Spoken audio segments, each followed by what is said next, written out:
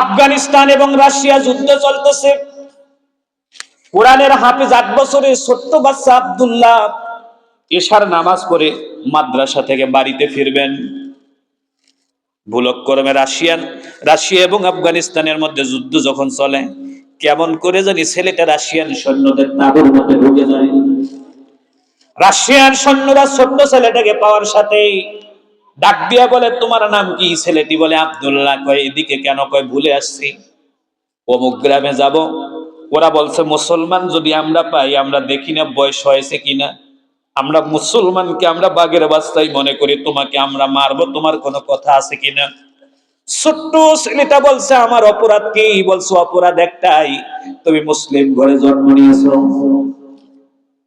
কয় আমি তো ইচ্ছা করে আসি নাই, আমাকে তো আল্লাহ এনেছেন। ওরা বলছে কোনো কৈফিয়ত হবে না, বলো তুমি কিছু বলবা কিনা, অল্পক্ষণের মধ্যে তোমাকে আমরা মারবো।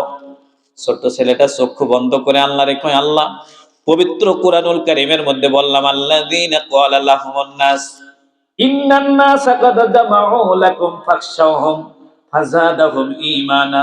ঈমানদারদেরকে যখন সৈন্য এবং অস্ত্র রেডি করে ভয় দেখানো হয়, আল্লাহ তখন তো তুমি কোরআনে বলেছো ঈমানদারদের ঈমান বেড়ে যায়, শক্তি বাড়ে, সাহস বাড়ে।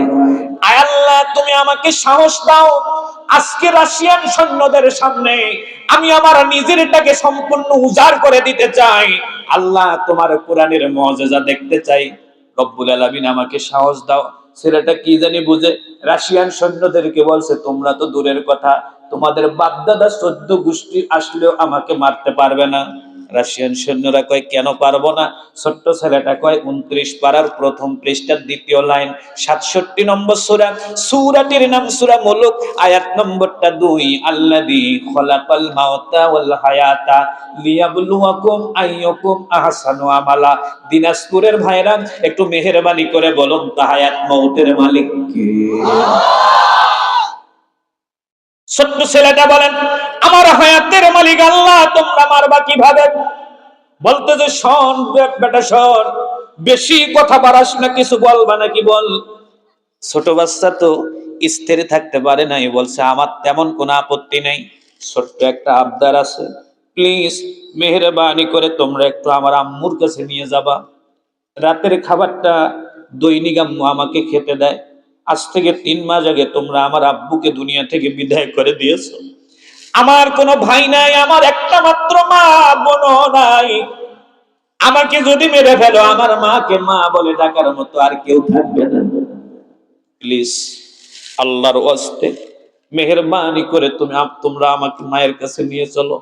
আমি মুসলিম, কথা দিলাম, ওয়াদা দিয়েছি, মায়ের কাছ থেকে জনমের মতো বিদায় নিয়ে আমি আবার তোমাদের কাছে চলে আসব।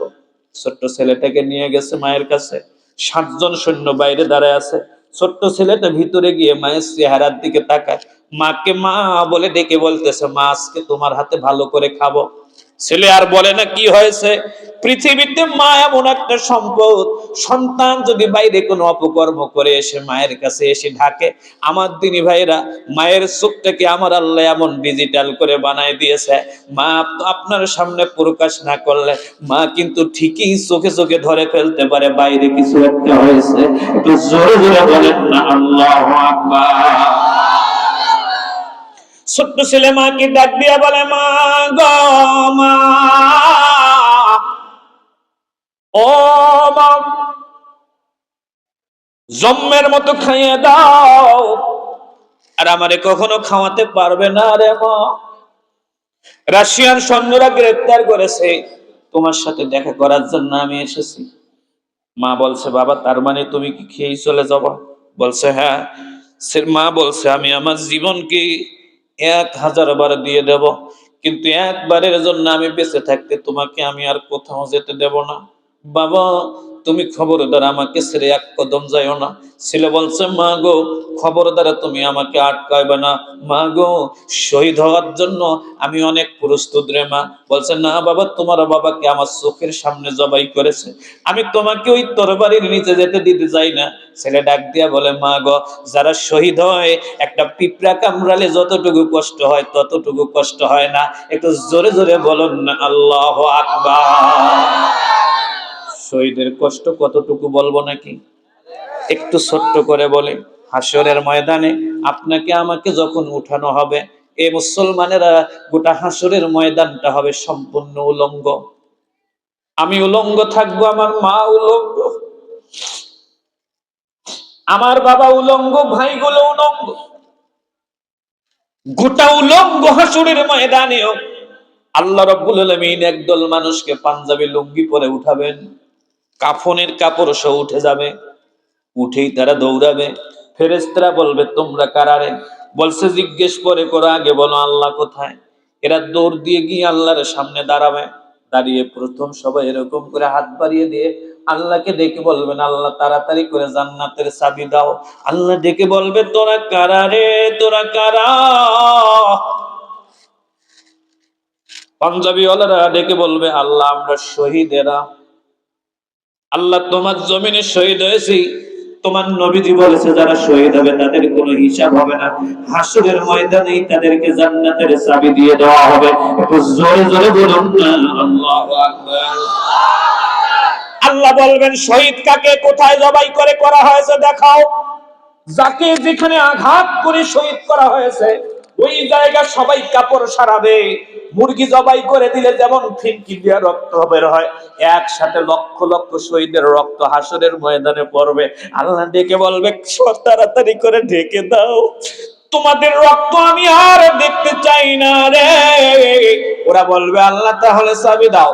আল্লাহ বলবেন শহীদের আজকে তোমাদেরকে চাবির বদলে অন্য কোনো অপশন দিলে কোনটা নিবা?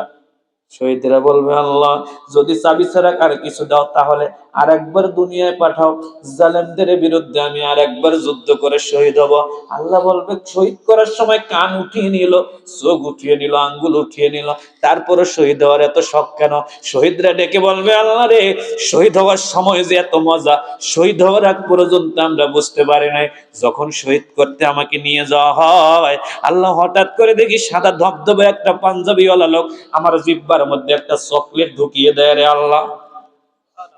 এই চকলেটটা আমার জিহ্বায় যাওয়ার পর আমি ছেলে সন্তান আত্মীয় স্বজন সবার কথা ভুলে যাই।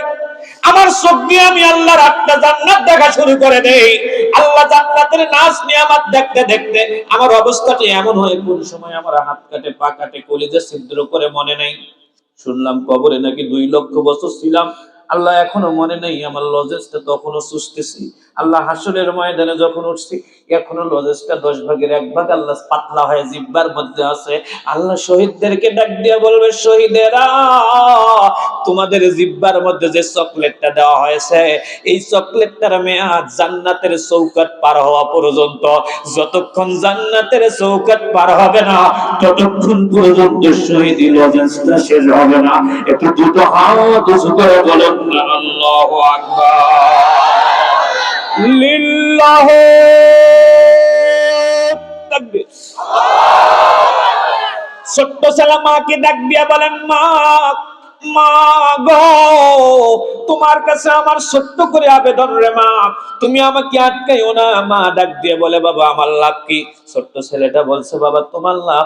মা ছেলেটা বলতেছে মা গো তোমার একটা লাভ, যদি জিহাদের ময়দানে আমি শহীদ হয়ে যাই আমি তোমাকে কথা দিলাম রে মা, তোমাকে না নিয়ে আল্লাহর জান্নাতে যাব না।